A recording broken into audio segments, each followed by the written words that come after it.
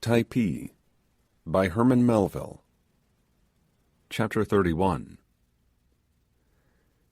Sadly discursive as I have already been, I must still further entreat the reader's patience, as I am about to string together, without any attempt at order, a few odds and ends of things not hitherto mentioned, but which are either curious in themselves or peculiar to the Typees.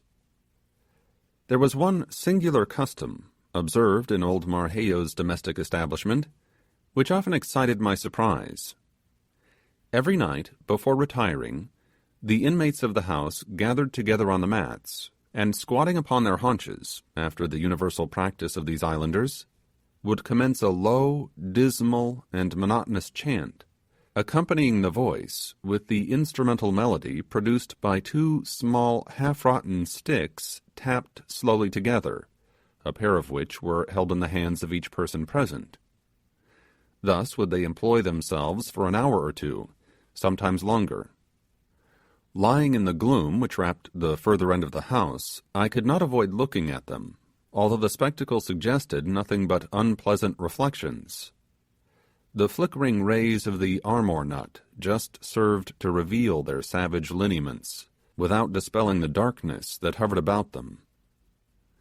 Sometimes when, after falling into a kind of doze, and awaking suddenly in the midst of these doleful chantings, my eye would fall upon the wild-looking group engaged in their strange occupation, with their naked tattooed limbs, and shaven heads disposed in a circle, I was almost tempted to believe that I gazed upon a set of evil beings in the act of working a frightful incantation.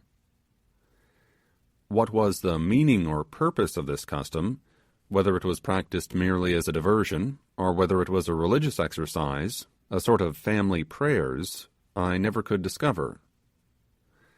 The sounds produced by the natives on these occasions were of a most singular description, and had I not actually been present, I never would have believed that such curious noises could have been produced by human beings. To savages generally is imputed a guttural articulation. This, however, is not always the case, especially among the inhabitants of the Polynesian archipelago. The labial melody with which the Typee girls carry on an ordinary conversation, giving a musical prolongation to the final syllable of every sentence, and chirping out some of the words with a liquid bird-like accent, was singularly pleasing. The men, however, are not quite so harmonious in their utterance, and when excited upon any subject would work themselves up into a sort of wordy paroxysm, during which all descriptions of rough-sided sounds were projected from their mouths, with a force and rapidity which was absolutely astonishing. Although these savages are remarkably fond of chanting, still they appear to have no idea whatever of singing, at least as that art is practiced among other nations. I shall never forget the first time I happened to roar out a stave in the presence of the noble Mehevi.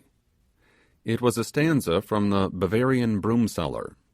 His Typean Majesty, with all his court, gazed upon me in amazement, as if I had displayed some preternatural faculty which heaven had denied to them. The king was delighted with the verse, but the chorus fairly transported him. At his solicitation I sang it again and again, and nothing could be more ludicrous than his vain attempts to catch the air and the words.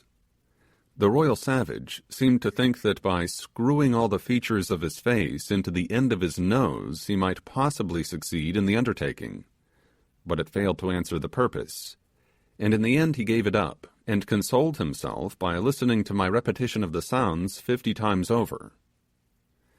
Previous to Mehevi's making the discovery, I had never been aware that there was anything of the nightingale about me, but I was now promoted to the place of court minstrel, in which capacity I was afterwards perpetually called upon to officiate.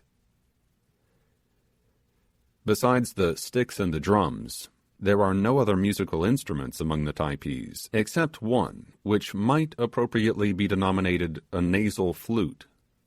It is somewhat longer than an ordinary fife, is made of a beautiful scarlet-colored reed, and has 4 or 5 stops, with a large hole near one end, which latter is held just beneath the left nostril.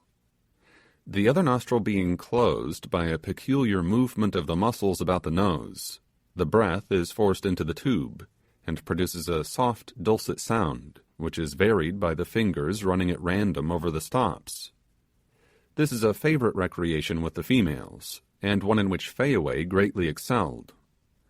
Awkward as such an instrument may appear, it was in Fayaway's delicate little hands one of the most graceful I have ever seen. A young lady, in the act of tormenting a guitar strung about her neck by a couple of yards of blue ribbon, is not half so engaging. Singing was not the only means I possessed of diverting the royal Mehavi and his easygoing subjects. Nothing afforded them more pleasure than to see me go through the attitudes of a pugilistic encounter. As not one of the natives had soul enough in him to stand up like a man, and allow me to hammer away at him, for my own personal gratification and that of the king, I was necessitated to fight with an imaginary enemy, whom I invariably made to knock under to my superior prowess. Sometimes, when this sorely battered shadow retreated precipitately towards a group of the savages, and following him up I rushed among them, dealing my blows right and left, they would disperse in all directions, much to the enjoyment of Mehavi, the chiefs, and themselves. The noble art of self-defense appeared to be regarded by them as the peculiar gift of the white man, and I make little doubt but that they supposed armies of Europeans were drawn up provided with nothing else but bony fists and stout hearts, with which they set to in column, and pummeled one another at the word of command. One day, in company with Kori Kori, I had repaired to the stream for the purpose of bathing, when I observed a woman sitting upon a rock in the midst of the current, and watching with the liveliest interest the gambols of something which at first I took to be an uncommonly large species of frog that was sporting in the water near her. Attracted by the novelty of the sight, I waded towards the spot where she sat, and could hardly credit the evidence of my senses when I beheld a little infant, the period of whose birth could not have extended back many days, paddling about as if it had just risen to the surface after being hatched into existence at the bottom. Occasionally the delighted parent reached out her hands towards it, when the little thing, uttering a faint cry and striking out its tiny limbs, would sidle for the rock, and the next moment be clasped to its mother's bosom. This was repeated again and again, the baby remaining in the stream about a minute at a time. Once or twice it made wry faces at swallowing a mouthful of water, and choked and spluttered as if on the point of strangling. At such times, however, the mother snatched it up, and by a process scarcely to be mentioned, obliged it to eject the fluid. For several weeks afterwards I observed this woman bringing her child down to the stream regularly every day, in the cool of the morning and evening, and treating it to a bath. No wonder that the South Sea Islanders are so amphibious a race, when they are thus launched into the water as soon as they see the light.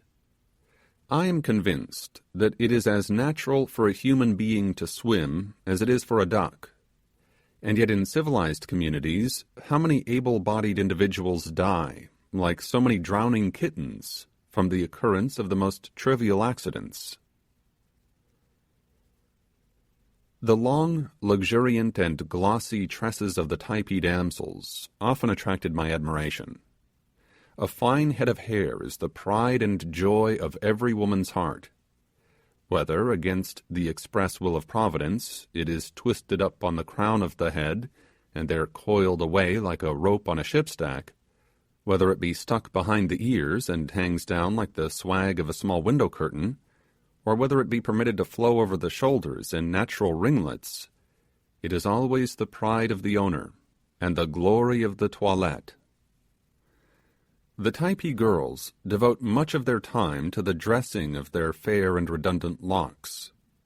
After bathing, as they sometimes do 5 or 6 times every day, the hair is carefully dried, and if they have been in the sea, invariably washed in fresh water, and anointed with a highly scented oil extracted from the meat of the coconut, This oil is obtained in great abundance by the following very simple process.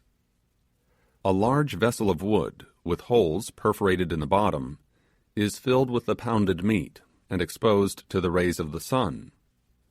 As the oleaginous matter exudes, it falls in drops through the apertures into a wide-mouthed calabash placed underneath. After a sufficient quantity has been thus collected, the oil undergoes a purifying process and is then poured into the small spherical shells of the nuts of the moo tree, which are hollowed out to receive it. These nuts are then hermetically sealed with a resinous gum, and the vegetable fragrance of their green rind soon imparts to the oil a delightful odor. After the lapse of a few weeks, the exterior shell of the nuts becomes quite dry and hard, and assumes a beautiful carnation tint, and when opened, they are found to be about 2/3 full of an ointment of a light yellow color, and diffusing the sweetest perfume. This elegant little odorous globe would not be out of place even upon the toilette of a queen. Its merits as a preparation for the hair are undeniable. It imparts to it a superb gloss and a silky fineness,